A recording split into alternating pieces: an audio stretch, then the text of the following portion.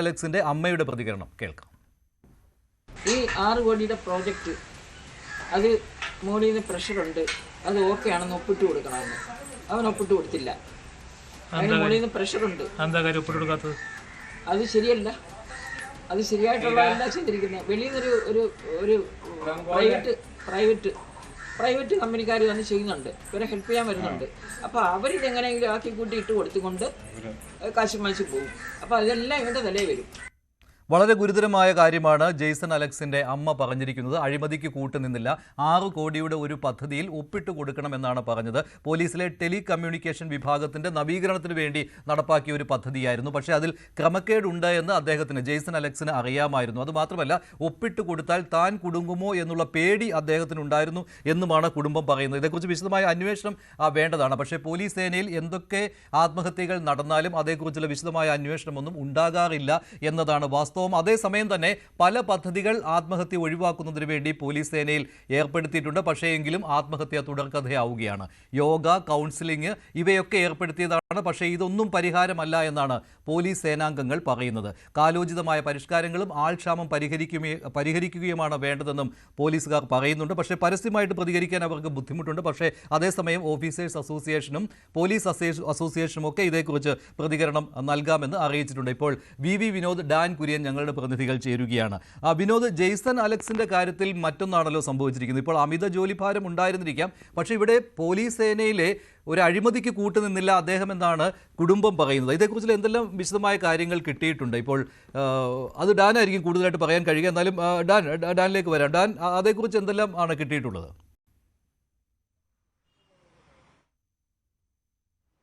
മഞ്ജുഷ, ഇന്നലെ ഈ വാട്സാപ്പ് ഗ്രൂപ്പിലൂടെ ഈ സാധാരണക്കാരായ പോലീസ് ഉദ്യോഗസ്ഥർക്ക് പോലീസ് സ്റ്റേഷനുകളിലും പുറത്തും നേരിടേണ്ടി വരുന്ന പീഡനങ്ങളുടെ കഥ വാട്സാപ്പ് ഗ്രൂപ്പുകളിൽ സജീവ ചർച്ചയായതിന് പിന്നാലെ താഴെത്തട്ടിലുള്ള ഉദ്യോഗസ്ഥരുമായും ഉന്നത ഉദ്യോഗസ്ഥരുമായി നമ്മൾ ഫോണിൽ ബന്ധപ്പെടാൻ ശ്രമിച്ചിരുന്നു. പക്ഷെ അവരാരും ഔദ്യോഗികമായി നമ്മളോട് ഒന്നും ഓൺ റെക്കോർഡിൽ പറഞ്ഞിട്ടില്ല. ഓഫ് റെക്കോർഡിൽ അവർ സംസാരിച്ചതനുസരിച്ച് ഈ ജെയ്സൺ അലക്സിന്റെ മരണവുമായി ബന്ധപ്പെട്ട് നമുക്ക് ലഭിക്കുന്ന വിവരം ഇതാണ്.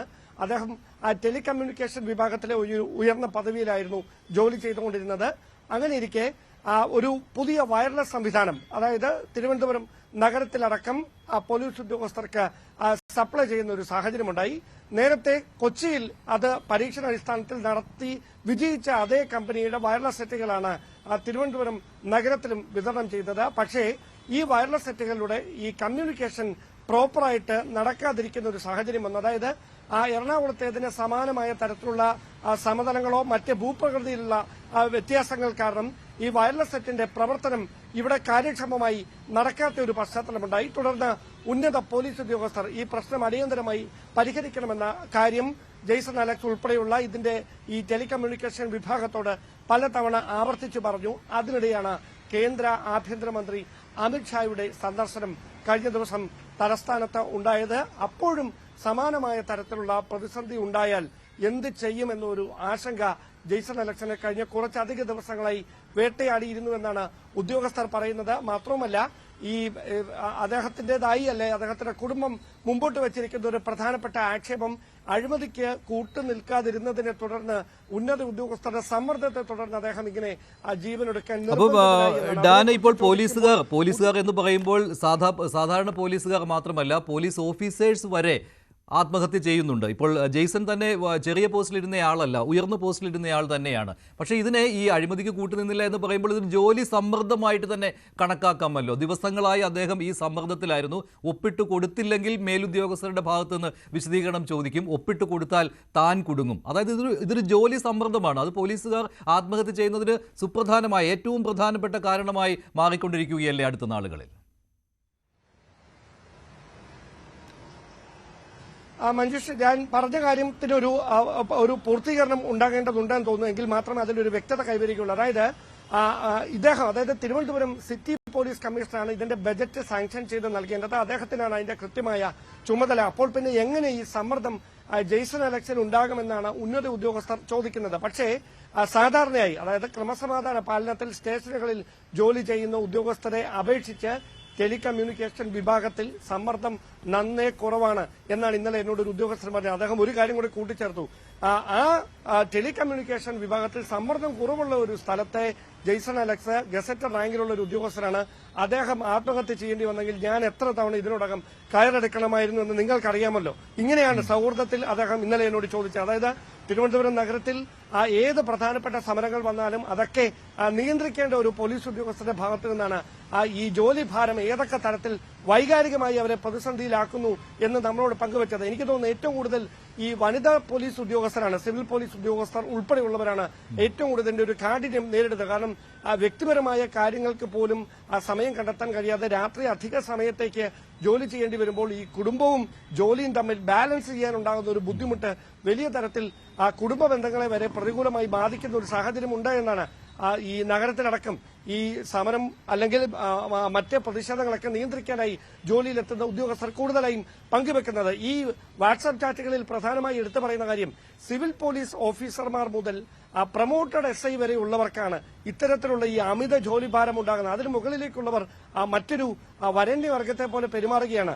ഏറ്റവും താഴെത്തട്ടിലുള്ള ഈ CPO മുതൽ പ്രൊമോട്ടഡ് SI വരെ ഉള്ളവർ മറ്റുള്ളവർ ചെയ്യേണ്ട ജോലി കൂടി ചെയ്യുകയും എന്നാൽ അതിന്റെ പാപഭാരം എന്തെങ്കിലും ഉണ്ടായാൽ അത് അധികാരം തങ്ങളിലല്ല എങ്കിൽ കൂടി അതിന്റെ പാപഭാരം മുഴുവൻ ഈ താഴെത്തട്ടിലുള്ള ഉദ്യോഗസ്ഥർ ഏൽക്കേണ്ടി വരുന്ന ഒരു ഗതികേടിലൂടെ അവർ മുമ്പോട്ട് ശരിയാണ്. പോലീസ് സേനയിലെ ആളുകൾ തന്നെ ഇത് തുറന്നു പറയുകയുമാണ്. പക്ഷെ തുറന്നു പറയുന്നു എന്ന് പറയുമ്പോൾ നമ്മളോട് സംസാരിക്കും, പക്ഷെ അത് ക്യാമറയ്ക്ക് മുന്നിൽ സംസാരിക്കാൻ അവർക്ക് ബുദ്ധിമുട്ടാണ്. വിനോദ് ഈ പോലീസ് ഉദ്യോഗസ്ഥരുമായിട്ടും പോലീസുകാരുമായിട്ടും ഒക്കെ നല്ല ബന്ധം പുലർത്തുന്ന ആളാണല്ലോ. ഇത്തരത്തിലുള്ള ഒരുപാട് കാര്യങ്ങൾ അവർ തുറന്നു പറഞ്ഞിട്ട് ഉണ്ടാവും വിനോദിനോട്. ഇവിടെ രണ്ട് കാര്യങ്ങൾ സംഭവിക്കുകയാണല്ലോ. ഈ ജെയ്സൺ അലക്സിന്റെ കാര്യം എടുക്കുകയാണെങ്കിൽ അതൊരു തരത്തിൽ ജോലി സമ്മർദ്ദമാണ്, കുടുംബം പറയുന്നത് നോക്കിയാൽ. അതോടൊപ്പം തന്നെ ഡാൻ പറഞ്ഞ കാര്യം ജോലി ഭാരം, കൂടുതൽ മണിക്കൂറുകൾ ജോലി ചെയ്യേണ്ടി വരിക, ഒരേ സ്ഥലത്ത് തന്നെ ഒരുപാട് സമയം നിൽക്കേണ്ടി വരിക, വെയിലത്ത് നിൽക്കേണ്ടി വരിക, തൊട്ടടുത്ത ദിവസം തന്നെ രാത്രി വൈകിയ ജോലി കഴിഞ്ഞാൽ പിറ്റേ ദിവസം തന്നെ ജോലിക്ക് കയറേണ്ടി വരിക, അവധി കിട്ടാതെ വരിക, സ്വന്തക്കാരുടെ ചടങ്ങുകളിൽ പങ്കെടുക്കാൻ പറ്റാതെ വരിക, ഇതെല്ലാം ഉണ്ടല്ലോ. അപ്പോൾ ജോലി ഭാരവും ജോലി സമ്മർദ്ദവും ഉണ്ട് എന്ന കാര്യത്തിൽ യാതൊരു സംശയവുമില്ല. 5.5 വർഷത്തിനിടയ്ക്ക് 90 മരണം എന്നൊക്കെ പറയുമ്പോൾ 15 പേർ ഒരു വർഷം മരിക്കുന്നു എന്നുള്ള കണക്കാണ് പുറത്തു വരുന്നത്. ഞെട്ടിക്കുന്ന കാര്യമാണല്ലോ ഇത്. പക്ഷേ അത് തടയുന്നതിന് വേണ്ടി പല മാർഗങ്ങൾ തേടിയിട്ടും അതൊന്നും ഫലിക്കുന്നില്ല എന്നല്ലേ കാണുന്നത്?